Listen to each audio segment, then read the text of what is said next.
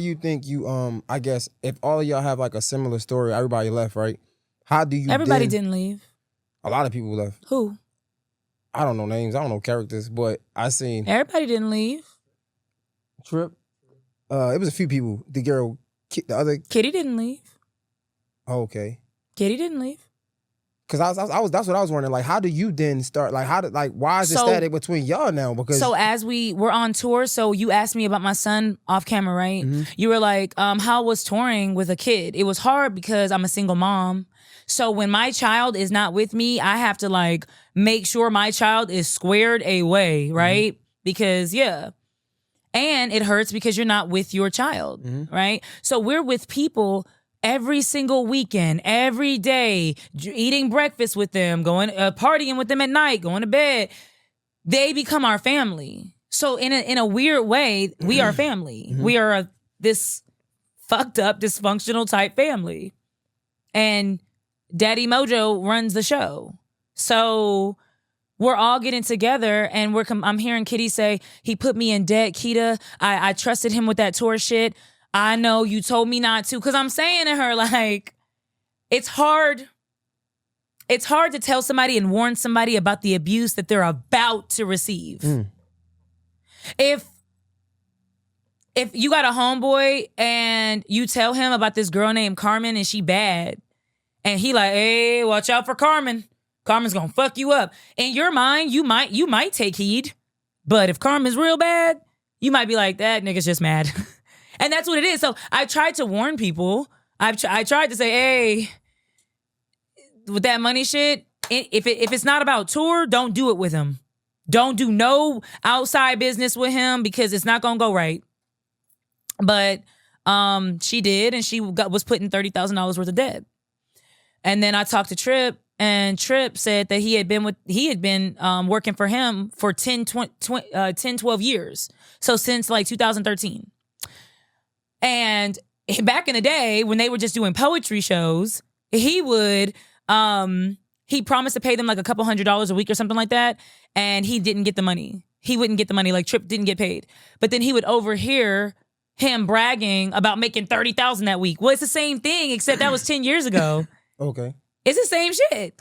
He'll put you in something, put you in a little bit of debt, mess with your money a little bit, mess with your merch, mess with your money.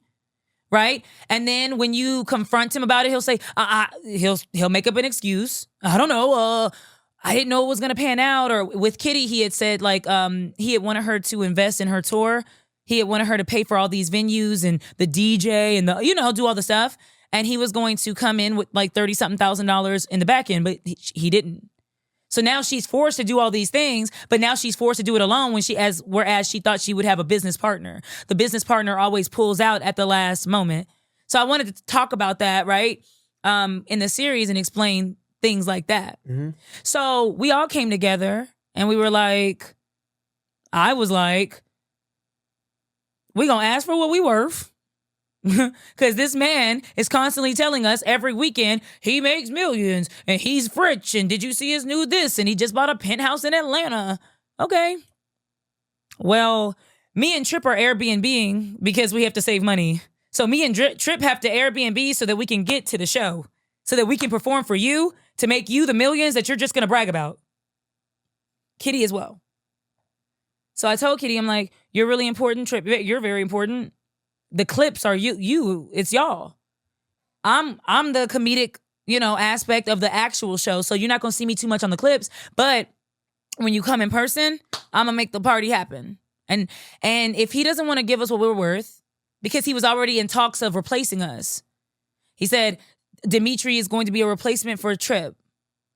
B. Simone will replace me.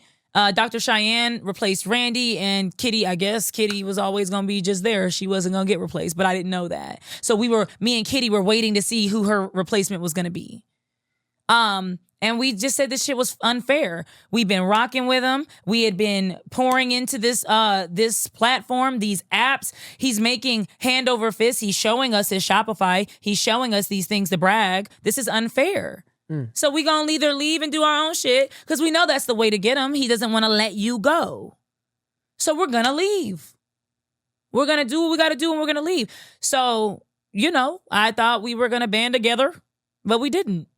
But you see, my military experience helped me navigate through a situation where we're strong and we're emboldened and we're going to fight against an abusive person. But at the very last minute, or when shit gets hot, you will be fighting alone. Okay, I know how to do that. And that's what happened. Okay, so I don't know who left. Last I heard, he said, I got Trip back. So that's why I need you back. But I don't think he wants me back anymore after all this. Would that be something you would do, though? No. Oh, I was about to say. No. Sometimes with an abuser, you have to do things so extreme that I turned you off from me. Because if you run, he'll chase. So now he don't want shit to do with me. Great. Let's keep it that way. Never call again. Never email again. I'm not associated. So it's not that I want this black man to fail. It isn't that I want to do this and that. Yeah, of course I'm mad. I shot shots, right? Like on social media, we took shots because I wanted it to be direct. We get paid every day to teach people